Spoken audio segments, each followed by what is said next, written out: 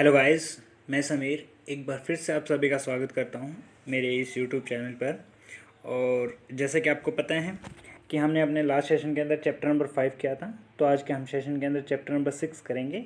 Class 11th का NCERT का एक चैप्टर है जिसका नाम है वर्क एनर्जी पावर। गाइज, एक तो मैंने जब अपने लास्ट वीडियो के अंदर देखा तो मैंने देखा था कि मोस्टली बच्चे उस लिंक को सिर्फ क्लिक कर रहे हैं, उस वीडियो को अच्छे से देख नहीं रहे हैं, जस्ट थोड़ा सा रैंडमली से देख रहे हैं। तो प्लीज़ गाइज उसे पूरा देखिए।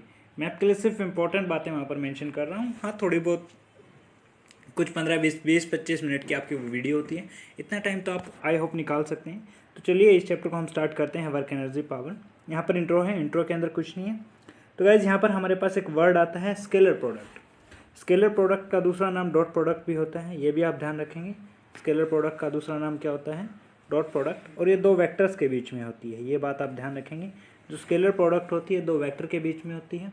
वेक्टर कौन से होते हैं? जिनके पास मैग्नीट्यूड और डायरेक्शन दोनों हो, उन्हें क्या कहा जाता है? वेक्टर कहा जाता है। आगे देखेंगे भाई, यहाँ पर अगर स्केलर प्रोडक्ट करना है तो आप देख पा रहे हैं कि ए डॉट बी किसके बराबर होता है? ए वेक्टर डॉट बी वेक्टर किसके बराबर होता है? ए बी कॉस थीटा के बराबर होता है। स्केलर प्रोडक्ट के बारे में जो कुछ भी आपको जानना है वो सारी बातें यहाँ पर आपको मिलेंगी। तो स्केलर प्रोडक्ट में हमें क्या देखने को मिलता है कि ए वेक्टर डॉट बी वेक्टर किसके बराबर होता है? ए बी कॉस थीटा के बराबर होता है। आपको ये याद रखना होगा कि स्केलर प्रोडक्ट का फॉर्मूला क्या होता है? ए बी कॉस थीटा होता है। अब आगे देखें तो भाई यहाँ पर जो स्केलर प्रोडक्ट होता है वो कॉम्यूटेटिव होता है। जो स्केलर प्रोडक्ट होता है वो क्या होता है भाई? कॉम्यूटेटिव होता है। ये आपको ध्यान रखना है। हमारा जो स्केलर प्रोडक्ट होगा वो क्या होगा? कॉम्यूटेटिव होगा। कॉम्यूटेटिव का मतलब क्या होता है गाइस? कॉम्यूटेटिव का मतलब होता है, जैसे मैंने लास्ट क्लास के अंदर एक बार बताया था, ए डॉट बी किसके बराबर होगा? बी डॉट ए के बराबर होगा। वैसे ही एसोसिएटिव क्या होता है ये आप देखेंगे। एसोसिएटिव का मतलब होता है, एसोसिएटिव वर्ड बोल रहा हूँ, एसोसिएटिव। एसोसिएटिव वर्ड का मतलब क्या होता है कि भाई A dot A plus B plus C किसके बराबर होगा?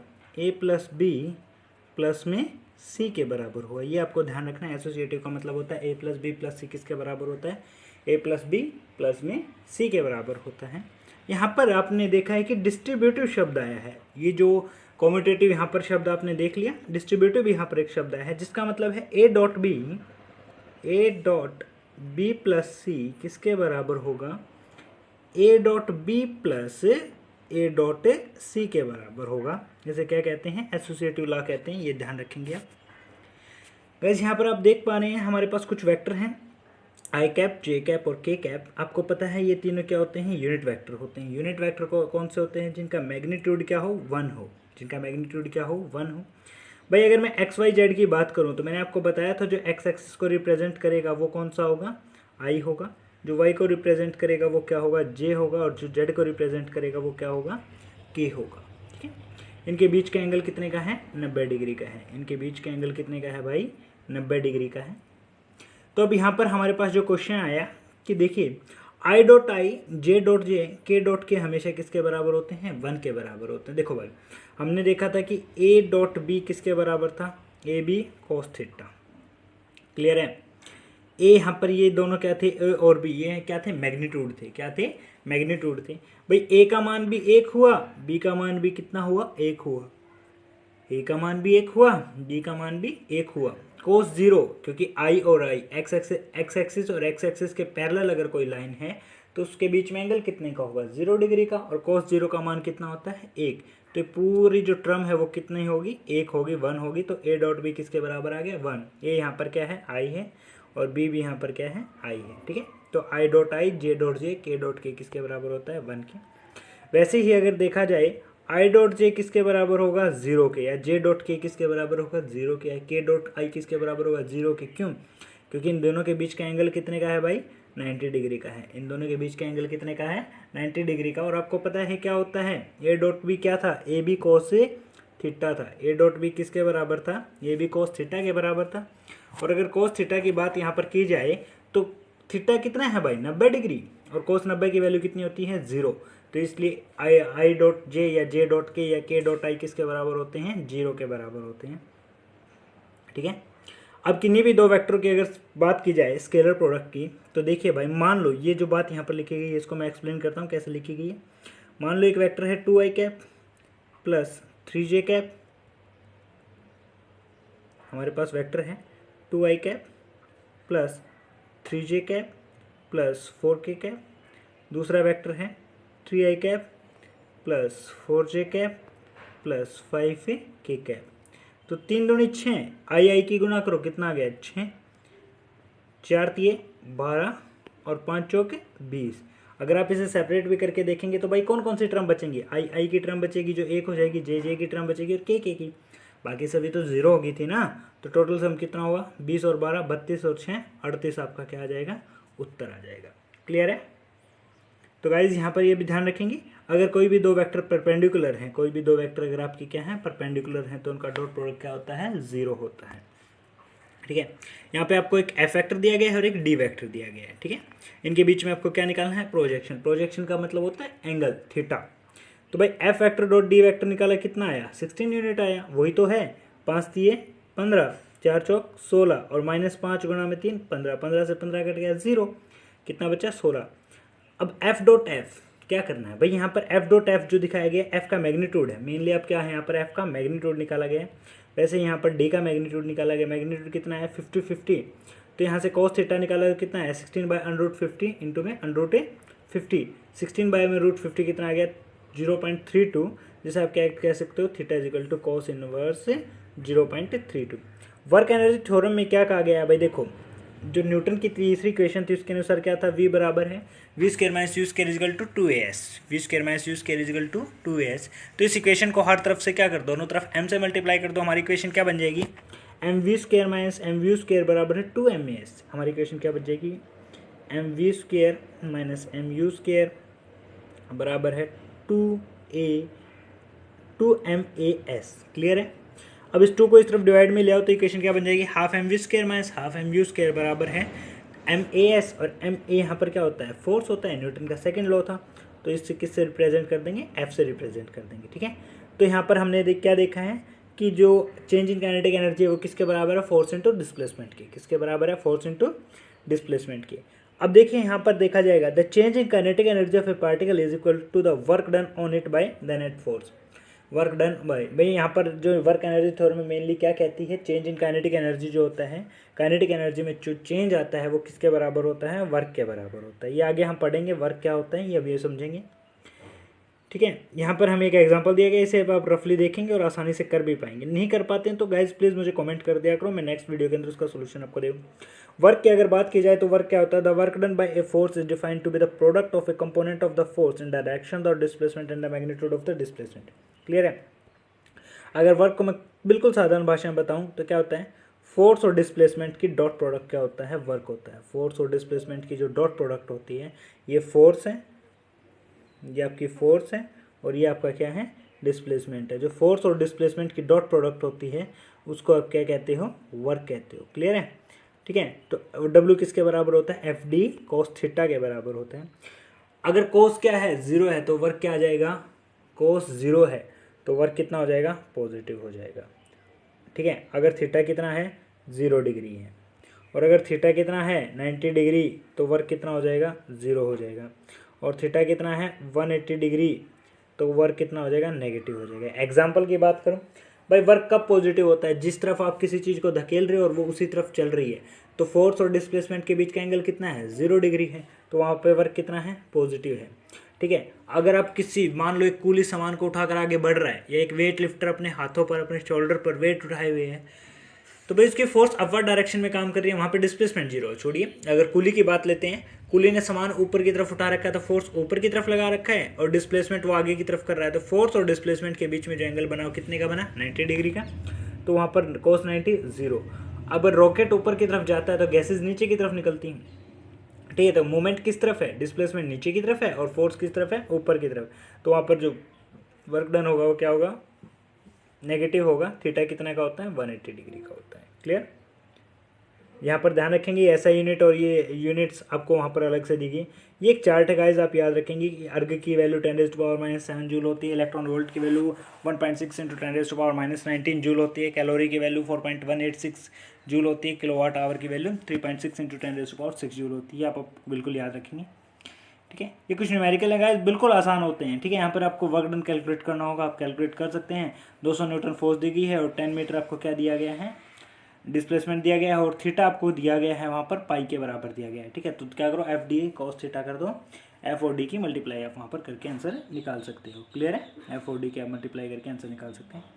काइनेटिक एनर्जी की बात करूँ तो काइनेटिक एनर्जी वो एनर्जी होती है जो कोई भी बॉडी पोजेस करती है। काइनेटिक एनर्जी आपकी वो एनर्जी होती है जो कोई भी बॉडी जब पोजेस करती है जब वो क्या हो, मोशन में हो, ठीक है। अगर कोई भी बॉडी मोशन में है उस टाइम उसके अंदर जो एनर्जी होती है उसे क्या कहते हैं, काइनेटिक एनर्जी। इसका फार्मूला क्या होता है, half M V square. M यहाँ पर क्या है, मास है, और वी यहाँ पर क्या है, आपकी वेलोसिटी है। वी यहाँ पर देखिए, यहाँ पर आप पढ़ भी पाएंगे, एम यहाँ पर मास है और वी यहाँ पर क्या है, वेलोसिटी है। और के से किसको रिप्रेजेंट किया गया है, काइनेटिक एनर्जी को रिप्रेजेंट किया गया है। काइनेटिक एनर्जी एक स्केलर क्वांटिटी होती है, आप ये बिल्कुल याद रखेंगे भाई, ठीक है। यहाँ पर दिखा गया है, in a ballistic demonstration a police officer fire a bullet of mass 50 gram with speed of 20 metre per second on soft plywood of thickness 2 centimetre. The bullet emerges with only 10% of its initial kinetic energy. What is the emerging speed of the bullet. भाई उसने देखो total kinetic energy यहाँ से कितनी हो जाएगी, 100 joule. कैसे होगी, initial kinetic energy of the bullet कितनी आई, देखो टोटल काइनेटिक एनर्जी कितनी है, हाफ एम वी स्क्वायर है ना। एम कितना है 50, वी कितना है 200, ठीक है। तो जो टोटल काइनेटिक एनर्जी है वो कितनी हो जाएगी, 1000 जूल हो जाएगी, ठीक है। इनिशियल काइनेटिक एनर्जी कितनी हो जाएगी, 1000 जूल हो जाएगी। फाइनल काइनेटिक एनर्जी निकालोगे वो कितनी हो जाएगी, 100 जूल हो जाएगी। कितनी हो जाएगी भाई, 100 जूल।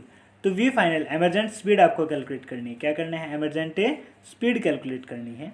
एमरजेंट आप स्पीड कैलकुलेट करेंगे तो वो क्या आप कैलकुलेट कर पाएंगे, half M V F square किसके बराबर है, 100 जूल के। वी एफ किसके बराबर आ जाएगा, 63.2 मीटर पर सेकेंड। तो स्पीड कितने से रिड्यूस होगी, 68% से। कितने से रिड्यूस हुई थी, 68% से उसकी स्पीड रिड्यूस हो गई थी, ठीक है। टेबल 6.2 जरूर देखना है आपको, ये रहा। इसके अंदर आपको बुलेट देखना है कि इनिशियली उसका मास कितना था, स्पीड कितनी थी, यहाँ पर ये दिया गया है। क्लियर। ये जो आपको क्वेश्चन होगा कि सर ये 1000 कहाँ से आया इनिशियली, तो ये आपको मैं यहाँ पर दिखा पा रहा हूँ कि यहाँ पर दिया गया है इस टेबल के अंदर, यहाँ से आप कैलकुलेट करेंगे सही। Work done by a variable force, अगर किसी फोर्स के द्वारा आपको वर्क डन निकालना है, मान लो ये कोई ग्राफ है, इस तरफ फोर्स अप्लाइड है और इस तरफ आपका क्या है, मूवमेंट है। तो वर्क डन निकालना है तो क्या करें, उस ग्राफ का आप एरिया निकाल दो, उस ग्राफ का आप क्या निकाल दो, एरिया निकाल दो। वो आपको क्या बता देगा, वर्क डन बता देगा, ठीक है। तो गाइस ऊपर देख लेते हैं कोई इंपॉर्टेंट पॉइंट, हाँ बिल्कुल है भाई। If the displacement are allowed to approach zero, then the number of terms in the sum increases with limit, but the sum approaches a definite value, ठीक है।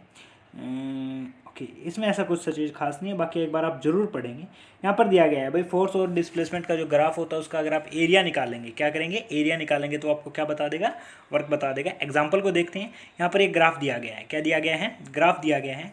आपको इसके अंदर वर्क निकालना है तो पहले क्या निकालते हैं, एरिया निकालते हैं किसका, triangle A B C D, triangle A B C D का आपको एरिया निकालना है। और वैसे ही ट्रेपेजियम कौन सा है, सी ई आई डी, जो ट्रेपेजियम है इसका एरिया आपको निकालना है। तो ट्रायंगल का एरिया निकालने के लिए सीधा सीधा कितना आ जाएगा, रेक्टेंगल का एरिया निकाला है तो यहाँ पर 100 इंटू 10, यहाँ पर ए बी की वैल्यू कितनी है, 100 है, और ए डी की वैल्यू 10 है, तो 100 इंटू 10। और ट्रेपेजियम का एरिया कितना, half, sum of half into sum of भाई 100 प्लस 50, 100 और plus 50, sum of parallel sides into में हाइट। हाइट यहाँ पर कितनी है, 10 है, तो उसको क्या कर दिया, इंटू कर दिया, तो टोटल कितना आ गया, 1750 से जूल आपका उत्तर आ जाएगा। क्लियर। नेक्स्ट यहाँ पर आपको देखेंगे the work energy theorem for में variable force. Work variable force के लिए वर्क एनर्जी थ्योरम ज़्यादा डेप्थ में नहीं जाएंगे, सीधा पॉइंट पर आते हैं। क्या लिखा गया है, change in kinetic energy is equal to work done. K F का मतलब है kinetic energy, final kinetic energy, और के आई का मतलब है इनिशियल काइनेटिक एनर्जी। दोनों का डिफरेंस हमेशा क्या बताता है आपको, वर्क डन बताता है, ये आपको ध्यान रखना है। आगे चलते हैं भाई, ये एक न्यूमेरिकल है छोटा सा, इसको देख लेना एक बार, आप कर पाएंगे, बहुत ही आसान न्यूमेरिकल है ये। The concept of potential energy. Potential energy को हम साधारण भाषा में क्या समझते हैं, स्टोर्ड एनर्जी समझते हैं, ठीक है। अगर कोई भी ऑब्जेक्ट अर्थ से किसी हाइट पर है उस समय उसके अंदर जो स्टोर्ड एनर्जी है उसे आप क्या कहते हैं, पोटेंशियल एनर्जी कहते हैं। क्या कहते हैं, पोटेंशियल एनर्जी। तो पोटेंशियल एनर्जी यहाँ पर आपको दिखाई गई होगी। And earthquake results when this four lines redress the potential energy stored. Okay, ये लिखा गया है भाई, जो ग्रेविटेशनल फोर्स की वजह से जो पोटेंशियल एनर्जी होती है वो किसके बराबर होती है, mgh के बराबर होती है। आपको यह ध्यान रखना है। अगर वहाँ पे थीटा दे दिया जाए तो आप किसके बराबर लेके चलेंगे, mg साइन थीटा के बराबर लेके चलेंगे। ये भी आप ध्यान रखेंगे। अगर वहाँ पर आपको थीटा दे दिया जाए तो किसके बराबर लेके चलेंगे, mg साइन थीटा के बराबर ले चलेंगे। अगर वो वर्क अपोजिट है, नेगेटिव है, किसके खिलाफ भाई, ग्रेविटेशन के अपोजिट हो अगर वो वर्क है, तो वहाँ पर पोटेंशियल एनर्जी आप क्या ले लेंगे, नेगेटिव ले लेंगे। मतलब कोई ऑब्जेक्ट ऊपर की तरफ जा रहा है तो उसकी पोटेंशियल एनर्जी नेगेटिव साइन के साथ आप डिनोट करते हैं, मतलब डिक्रीजिंग ऑर्डर में रहेगी। Clear. Half M square is equal to mgh। Okay. If an object of mass is m is release from height, ये पॉइंट बहुत ज़्यादा इंपॉर्टेंट है। अगर किसी ऑब्जेक्ट m मास के ऑब्जेक्ट को किसी हाइट से रिलीज किया जाए और फ्रॉम रेस्ट, अगर वो रेस्ट पर है, तो top of the smooth inclined plane h, तो उसका जो क्या होगी, स्पीड होगी, वो किसके बराबर होगी, बॉटम पर जो स्पीड होगी वो किसके बराबर होगी, √2g h। h यहाँ पर क्या है, हाइट है। h यहाँ पर क्या है भाई, आपकी हाइट है। पोटेंशियल एनर्जी के डायमेंशन और जो कुछ भी वो आगे आपको डिटेल में एक चार्ट है वहाँ से आप पढ़ेंगे। The conservation of mechanical energy, mechanical energy conserve रहने का मतलब है कि देखो छोटी सी चीज़ समझना भाई, ये कोई हाइट है, ठीक है, ये h हाइट है, ये h1 है, ये h2 है, ठीक है, और ये कौन सी है, बिल्कुल बेस है, h3 ले लेते हैं, ठीक है। अब h हाइट पर उसकी कुछ पोटेंशियल एनर्जी है, जिसे हम पोटेंशियल एनर्जी फर्स्ट कहेंगे। इस पर कोई पोटेंशियल एनर्जी, इस पर भी कोई, इस पर भी कोई है। तो इस हाइट पर कोई काइनेटिक भी होगी, हर एक हाइट पर कोई काइनेटिक एनर्जी भी होगा। तो इस पॉइंट में जो कहने का मतलब हो क्या कि यहाँ पर जो पोटेंशियल प्लस काइनेटिक होगी उसका सम यहाँ पर पोटेंशियल और काइनेटिक के सम के, मतलब हर पॉइंट पर पोटेंशियल और काइनेटिक का सम हमेशा क्या रहेगा, बराबर रहेगा, ठीक है। तो कंजर्वेशन ऑफ मैकेनिकल एनर्जी का मतलब क्या है कि हर पॉइंट पर पोटेंशियल और काइनेटिक का जो सम है वो क्या रहेगा, बराबर रहेगा। मतलब energy never be created nor be destroyed, energy को ना तोड़ा जा सकता है ना बदला जा सकता है, उसे एक फॉर्म से दूसरी फॉर्म में क्या किया जा सकता है, ट्रांसफर किया जा सकता है, ठीक है। The total mechanical energy of a system is conserve with the force doing work on it are conservative. क्या होनी चाहिए, कंजर्वेटिव। ये बहुत मैंडेटरी कंडीशन है कि अगर वो फोर्सेज कंजर्वेटिव हैं, फोर्सेज क्या हैं, कंजर्वेटिव हैं, तो ही वो टोटल एनर्जी क्या रहेगी, कंजर्व रहेगी। अब यहाँ पर आप पूछोगे कि सर कंजर्वेटिव फोर्सेज कौन सी होती हैं, तो कंजर्वेटिव फोर्सेज वो होती हैं जो पार्ट डिपेंडेंट नहीं होती। कंजर्वेटिव फोर्सेज कौन सी होती हैं, जो पार्ट डिपेंडेंट नहीं होती, जो इनिशियल और फाइनल पोजीशन पर डिपेंड करें, उन्हें क्या कहते हैं, कंजर्वेटिव फोर्सेज कहा जाता है, ठीक है। तो जो फाइनल एनर्जी है वो जो अभी अभी मैंने आपको एग्जांपल दिया वो यहाँ पर सारी चीज़ें दी गई हैं। इस एक क्वेश्चन को आप थोड़ा सा ध्यान देंगे भाई, न्यूमेरिकल है जो आप जरूर एक बार देखते चलिए।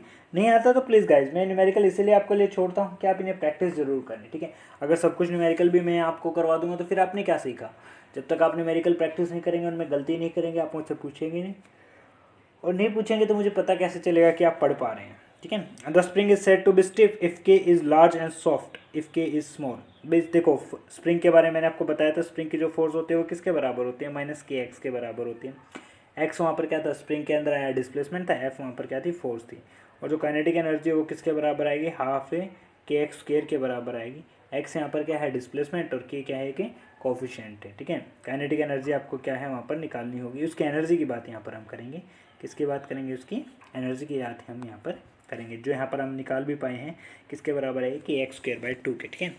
The external pulling force is positive since is overcome the frictional force. कोई बड़ी बात नहीं है, आगे चलते हैं भाई, ठीक है,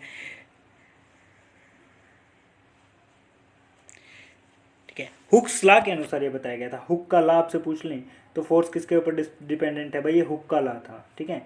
F is equal to F is equal to -kx, ये जो लॉ था ये किसने दिया था, हुक्स ने दिया था। ये बात आप ध्यान रखेंगे, हुक्स ने ये लॉ दिया था, ये बहुत ज़्यादा इंपॉर्टेंट है आपके लिए, ओके।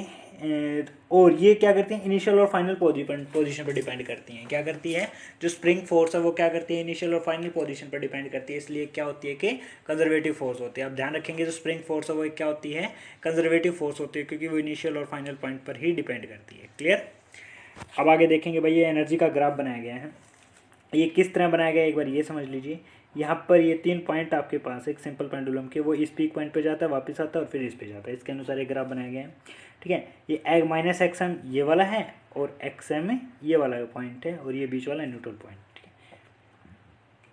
क्लियर। तो आप यहाँ पर देख पा रहे हैं जो एंड पॉइंट है, ये जो एंड पॉइंट है इन पर काइनेटिक एनर्जी क्या है, के से कौन सी एनर्जी डिनोट की गई है, काइनेटिक एनर्जी, वो क्या होती है, मिनिमम होती है। क्या होती है, मिनिमम होती है। और सेंटर में काइनेटिक एनर्जी क्या होती है, मैक्सिमम। ठीक है, काइनेटिक एनर्जी का फॉर्मूला थोड़ी देर पहले पढ़ा था हमने। काइनेटिक एनर्जी का फॉर्मूला आता है half M A V square. मतलब काइनेटिक एनर्जी किस पर डिपेंड कर रही थी, वेलोसिटी पर।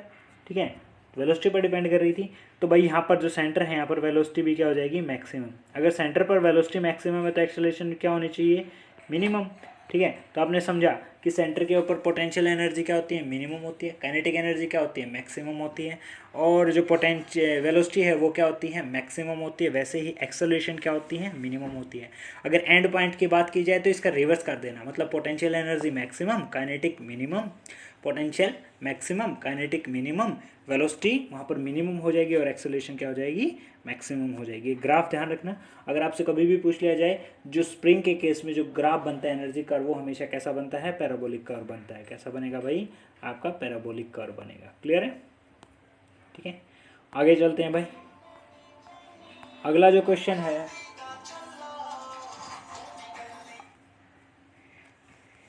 ठीक है, अगला हमारा जो कॉन्सेप्ट है वो है the law of conservation of energy. The law of conservation of energy के हिसाब से क्या बनता है कि जो एनर्जी है वो neither be created nor be destroyed. जो एनर्जी है वो ना कभी बनाई जा सकती है ना उसे कभी तोड़ा जा सकता है। ये आपको यहाँ पर याद रखना होगा। Energy neither be created nor be destroyed. Law of conservation of energy यहाँ पर होती है। हीट के यहाँ पर डिस्कशन किया गया है।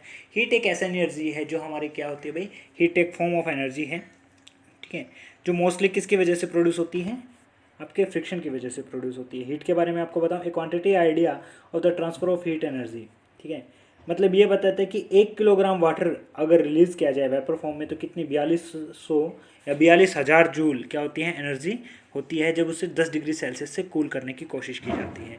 केमिकल एनर्जी जो होती हैं वो आपको पता ही है, जो केमिकल्स के अंदर होती हैं। तो केमिकल एनर्जी भी दो तरीके की होती हैं। अगर किसी रिएक्शन से एनर्जी बाहर आ रही है तो उस रिएक्शन को एक्सोथर्मिक कहेंगे, और किसी रिएक्शन को करवाने के लिए एनर्जी दी जा रही है तो उसे एंडोथर्मिक कहते हैं। ये बात आप ध्यान रखेंगे।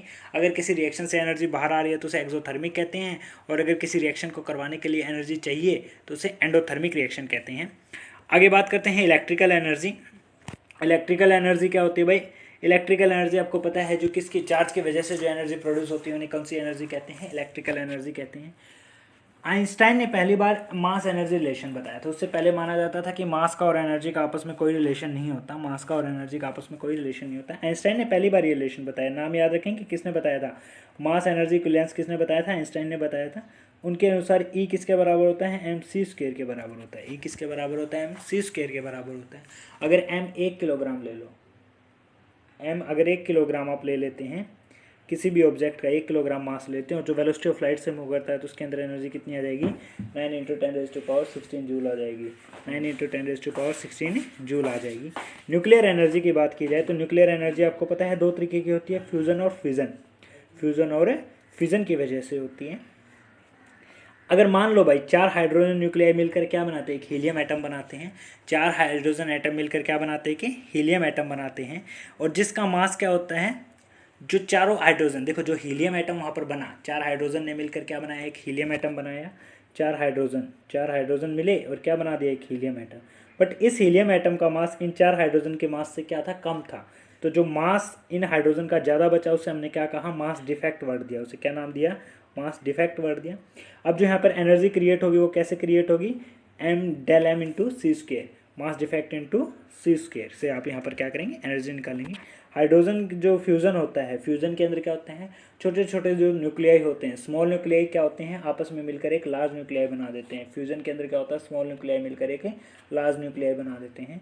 और फ्यूज़न के अंदर किसका इस्तेमाल किया जाता है, यूरेनियम का इस्तेमाल किया जाता है। यूरेनियम 92-235 का इस्तेमाल फ्यूज़न के अंदर किया जाता है। क्लियर है, ठीक है। और फ्यूज़न के अंदर आपको पता है कि फ्यूज़न में क्या होता है, एक लार्ज क्या होता है,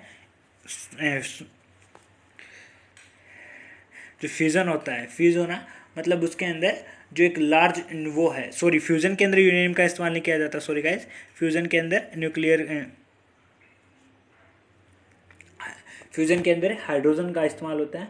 फ्यूज़न का होता है एक बड़े न्यूक्लियाई का छोटे में टूट जाना, एक बड़े न्यूक्लियाई का लार्ज न्यूक्लियाई का क्या कर देना, स्मॉल में टूट जाना। वहाँ पर क्या होता है, फ्यूज़न होता है। क्या होता है, फ्यूज़न होता है, ठीक है। और फ्यूज़न किसके अंदर होता है, यूरेनियम के अंदर होता है। ये बात आप ध्यान रखेंगे, फ्यूज़न किसके अंदर होता है, यूरेनियम के अंदर होता है। क्लियर। अब बात करें principle of conservation of energy के अंदर, मैंने अभी अब आपको बताया था कि energy nor be created nor be destroy. Power की अगर बात की जाए तो पावर क्या होता है, रेट ऑफ डूइंग वर्क।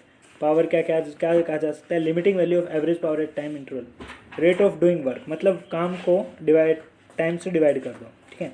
यहाँ पर लिखा गया power is defined as the time rate at which work is done और energy is transferred. Power is defined as the time rate at which work is done और energy is transferred. उसे क्या कहते हैं, पावर कहते हैं। P average क्या होता है, वर्क बाय टाइम होता है। पी एवरेज क्या होता है, वर्क टाइम बाय टाइम होता है। पी किसके बराबर आ जाएगा, D W by D T के बराबर आएगा, ठीक है। P is equal to F dot D R T होता है। भाई हमने क्या किया, डब्ल्यू की जगह एफ डॉट डी आर रख दिया, आर रख दिया। फोर्स इंटू डिस्प्लेसमेंट, कार्य क्या था, वर्क जो था वो क्या था, फोर्स इंटू डिस्प्लेसमेंट था। अगर मैं इसको टाइम से टी से डिवाइड करूँ तो आर बाई टी किसके बराबर होगा, वेलोसिटी के। तो पावर किसके बराबर आ जाएगी, फोर्स इंटू वेलोसिटी के बराबर आ जाएगी। क्लियर है। 1 हॉर्स पावर कितने के बराबर होती है, 746 वॉट के बराबर होती है। ये बात आप ध्यान रखेंगे। अब बात करते हैं कोलिजन की। कोलिजन का मतलब होता है दो चीज़ों का आपस में टकरा जाना। कोलिजन का मतलब क्या होता है, दो चीज़ों का आपस में टकरा जाना, ठीक है। यहाँ पर आप देख रहे होंगे कि कोई m1 मास का ऑब्जेक्ट है, कोई m1 मास का ऑब्जेक्ट है, वो m2 मास के ऑब्जेक्ट से टकरा गया। m1 वाला इस तरफ चला गया और m2 वाला इस तरफ चला गया, ठीक है। इलास्टिक और इन इलास्टिक दो तरीके के कोलिजन होते हैं, इलास्टिक और इन इलास्टिक कोलिजन होते हैं। एक बात तो ध्यान रखना, कोलिजन के दौरान मोमेंटम हमेशा कंजर्व रहता है। मोमेंटम हमेशा क्या रहता है, कंजर्व, जिसका मतलब है momentum before collision is always equal to momentum after collision. भाई कोलिजन से दो चीज़ों के टकराने से पहले जो उनका मोमेंटम था वो किसके बराबर होगा, दो चीज़ों के टकराने के बाद का जो मोमेंटम होगा। मोमेंटम क्या होता है ये मैंने अपने लास्ट लेक्चर के अंदर आपको बता रखा है, प्लीज़ उसे जरूर देखना, ठीक है। यहाँ पर क्या है, del P1 equal to F1 to del T और डेल P2 कितना है, F21 डेल टी। अरे ये कोई बड़ी बात नहीं है। हाँ हमें पता है ना मोमेंटम क्या होता है, फोर्स इनटू टाइम होता है। यही तो न्यूटन का सेकंड लॉ था ना। इलास्टिक कोलिजन क्या होते हैं, देखो, if the spring connecting to the two masses regains its original space without loss in energy, क्या शब्द है, loss in energy, without loss in energy, then the initial kinetic energy is equal to final kinetic energy, but the kinetic energy during the collision time is not constant. देखो दो बात सीखने को मिली है कि काइनेटिक एनर्जी का loss तो होगा नहीं, इनिशियल और फाइनल इक्वल होंगी। इनिशियल और फाइनल काइनेटिक एनर्जी क्या होंगी, इक्वल होंगी, वहाँ पर एनर्जी का कोई लॉस नहीं होगा। But through out the process, पूरी जो प्रक्रिया चलेगी, प्रोसेस चलेगी, उसके दौरान एनर्जी क्या नहीं रहेगी, कांस्टेंट नहीं रहेगी, वो घटती बढ़ती रहेगी। क्या करती रहेगी, घटती बढ़ती रहेगी। उसी कोलिजन को क्या कहते हैं, इलास्टिक कोलिजन कहते हैं। क्या कहते हैं, इलास्टिक कोलिजन कहते हैं। अगर मान लो and the two bodies come to move together after the collision, on the other hand the deformation may be relieved। अगर दो बॉडी आपस में टकराती हैं, एक collision in which two particles move together after the collision is called a completely inelastic. अगर दो particle आपस में टकराने के बाद एक साथ जुड़कर आगे बढ़ने लग जाएं तो उसे क्या कहते हैं, कम्प्लीटली इनइलास्टिक कोलिजन कहते हैं। और इनके बीच का एक केस होता है जब काइनेटिक एनर्जी का क्या हो, कुछ ना कुछ लॉस हो। जब काइनेटिक एनर्जी का कुछ ना कुछ लॉस हो, वहाँ पर कोई ना कोई कुछ ना कुछ काइनेटिक एनर्जी कम हो जाए तो उसे क्या कहा जाता है, इनइलास्टिक कोलिजन कहा जाता है। ध्यान रखेंगे कंप्लीटली इलास्टिक कोलिजन के लिए अगर फाइनल वेलोसिटी निकालनी हो तो क्या हो, mass of first body by में mass of first body plus second body into first body's initial velocity. First body's initial velocity. Condition याद रखेंगे, जब दोनों बॉडियों के बीच का θ1 और θ2 क्या है, जीरो है। जब θ1 और θ2 क्या है, जीरो है, ठीक है। तो आगे देखेंगे जो लॉस ऑफ काइनेटिक एनर्जी वो किसके बराबर है, half m initial velocity of first body 1 minus first body mass by में mass of first body plus second body, ठीक है।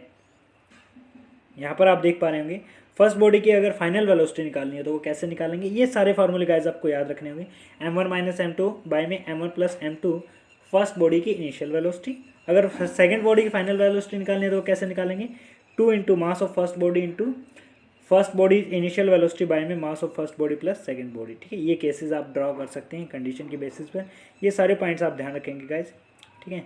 अगर 2 डायमेंशन में कोलिजन की बात की जाए, क्या किया जाए, 2 डायमेंशन में कोलिजन की बात की जाए तो गाइस यहाँ पर आपके लिए कुछ जो इंपॉर्टेंट फॉर्मूले बनते हैं वो सीधे मैं आपके लिए बता दूँ। 2 डायमेंशन में कोलिजन की बात की जाए तो जो काइनेटिक एनर्जी है हाफ mv1 मतलब फर्स्ट बॉडी की इनिशियल वेलोसिटी प्लस एक मिनट गाइस, कोई रिजल्टेंट यहाँ पर आपको, यहाँ पर ये रिजल्टेंट आप याद रखेंगे। ये जो इक्वेशन बनी है कि जो फर्स्ट बॉडी की इनिशियल वेलोसिटी का स्क्वायर होगा वो कितना होगा, सेकंड बॉडी की फर्स्ट बॉडी की final velocity plus second body की फाइनल वेलोसिटी। अगर 2 डायमेंशन में किसी कोलिजन की बात की जाए। समरी के अंदर फिर से वही दिया गया है, वर्क एनर्जी थ्योरम में बताया गया है कि चेंज इन काइनेटिक एनर्जी किसके बराबर रहती है, वर्क डन के बराबर रहती है। फोर्स कंजर्वेटिव कब होगी, जो पार्ट इंडिपेंडेंट हो और सिर्फ एंड पॉइंट पर डिपेंड करे, ठीक है। और उसके द्वारा जो वर्क डन होगा वो जीरो होगा, ये भी याद रखना है, वो उसके द्वारा जो वर्क डन होगा वो क्या होगा, जीरो होगा। कंजर्वेटिव फोर्सेज कौन सी होती हैं, ठीक है। For a conservative force in one dimension potential energy किसका फंक्शन होता है, फंक्शन कैसे होगा, D by D x, function कैसे होगा, D by D x. Potential energy किसके बराबर थी, एम जी एच के बराबर थी, यहाँ पर एक्स शब्द लिखा गया है। इलास्टिक पोटेंशियल एनर्जी किसके बराबर होती है, हाफ के एक्स स्क्वायर की। हाँ, जो स्प्रिंग का केस था उसके अंदर पोटेंशियल एनर्जी किसके बराबर थी, हाफ के एक्स स्क्वायर की। डॉट प्रोडक्ट के अंदर I dot I J dot J या के डॉट के किसके बराबर होते हैं, 1, और आई डॉट जे डॉट के या के डॉट आई किसके बराबर होते हैं, 0 के। अगर आगे बात की जाए तो कुछ फिजिकल क्वांटिटीज़ हैं जिन पे आप ध्यान रखेंगे और उनके डायमेंशन और यूनिट्स भी आप याद रखेंगे। तो गाइज कैसे लगे आपको ये सारे, आपको ये मेरा सेशन कैसा लगा, ये प्लीज़ कमेंट जरूर किया करो, ठीक है। और आपको अगर कुछ और भी पूछना है तो जल्दी ही मैं आपको अपना टेलीग्राम चैनल भी बता दूंगा। जो नया मेरा टेलीग्राम चैनल है, मैंने एक और क्रिएट किया है अभी फ़िलहाल, मेरा एक टेलीग्राम चैनल है वो मैं उसके बाद अब मैं एक नया बनाने जा रहा हूँ। उस टेलीग्राम चैनल के बारे में भी मैं आपको बता दूंगा, आप उस टेलीग्राम में मुझे जुड़ सकते हैं। एक फेसबुक पेज भी मैं जल्दी आप लोगों के लिए क्रिएट करूँगा, तो आप उस पर भी मुझे जुड़ सकते हैं। अगर गाइज आपको ये सेशन अच्छे लगते हैं तो प्लीज़ अपने फ्रेंड्स को ये वीडियो शेयर कर दिया करो और इन्हें लाइक और शेयर सब्सक्राइब जरूर करना मेरे चैनल को गाइज। जितने भी आपके फ्रेंड्स हैं, देखो ये आपके लिए सिर्फ ये नहीं है, जिन बच्चों के लिए भी उन्हें +1 की फिजिक्स पढ़नी है, चाहे वो ट्यूशन के स्टूडेंट हैं, एयरफोर्स के हैं, नेवी के हैं, एनडीए के हैं, नीट के हैं, एम्स के हैं, कोई भी बच्चे हैं। देखो गाइज लॉकडाउन के दौरान ही ये सब चल रहा है, जैसे ही लॉकडाउन खुलेगा मैं आपको लाइव क्लासेस देना स्टार्ट कर दूंगा। लाइव क्लासेस मीन्स मैं आपको बोर्ड पर बिल्कुल लाइव टीचिंग करता हुआ नजर आऊँगा और उस टाइम आपके जो भी डाउट होंगे आप मुझसे पूछ सकते हैं, ठीक है। तो गाइज प्लीज़ सपोर्ट करें और इससे मेरी वीडियो को ज़्यादा इस चैनल के बारे में ज़्यादा से ज़्यादा बच्चों को बताएं। अगर आपको लगता है कि आपके लिए सच में बेनिफिशियल तो ऐसा करना, अगर आपको लगता है कि आपके लिए कुछ बेनिफिशियल नहीं है तो प्लीज़ गाइज ऐसी कोई मैंडेटरी आप लोगों के ऊपर कोई वो नहीं है, और ये सारी थ्योरी आप एक बार ज़रूर पढ़ेंगे। Thank you guys and have a nice day.